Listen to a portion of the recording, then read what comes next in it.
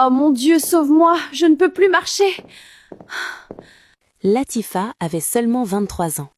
C'était une jeune fille très belle, à la peau douce, aux yeux brillants et avec un sourire charmant. Mais Latifa avait un problème. Son corps était droit, sans forme. Pas de courbe, pas de gros derrière. Dans son groupe d'amis, elle était la seule comme ça. Toutes ses amies avaient des formes généreuses et des fesses bien rondes. Quand elle s'habillait pour sortir, les gens les regardaient. Les garçons les complimentaient, les filles les admiraient. Latifa, elle, restait toujours silencieuse, à l'écart. Au début, ça ne la dérangeait pas. Mais les mots des autres sont des armes puissantes.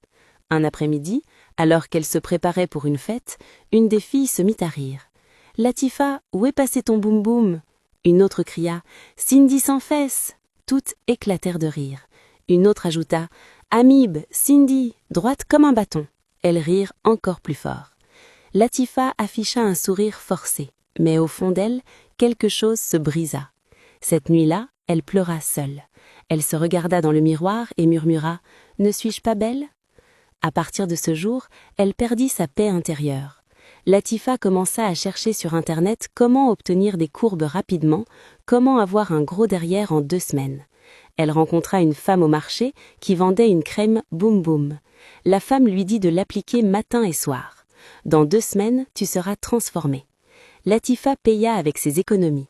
Chaque jour, elle appliqua la crème. Elle attendit. 1 semaine passa, puis 2, rien ne changea, pas même un peu. Ses amis se moquèrent à nouveau. « Ha ha ha, Latifa, ta crème t'a trahi, l'amib est toujours là. Amib, tu resteras à jamais Cindy sans fesses » rirent-elles encore plus fort. C'est là que la frustration se transforma en désespoir. Une nuit, Latifa rencontra une fille en boîte de nuit. La fille lui chuchota « Il y a un médecin, pas cher et des résultats rapides. » Latifa demanda « C'est sûr ?» La fille sourit. « Moi, c'est là que je l'ai fait. » Latifa ne posa plus de questions. Elle ne prévint pas sa famille et suivit l'adresse.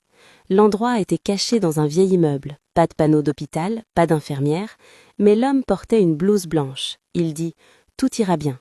La peur frappa à sa porte, mais la pression des autres la poussa à entrer. L'opération fut réalisée, Latifa y survécut.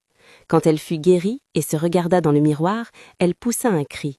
Elle avait des courbes, un gros boum-boum, une belle silhouette. Quand elle sortit, les gens la regardaient. Ses amis étaient sous le choc. « C'est Latifa ? Regardez-moi ses formes. Mon Dieu, depuis quand ?» Pendant 3 mois, Latifa profita de son nouveau corps.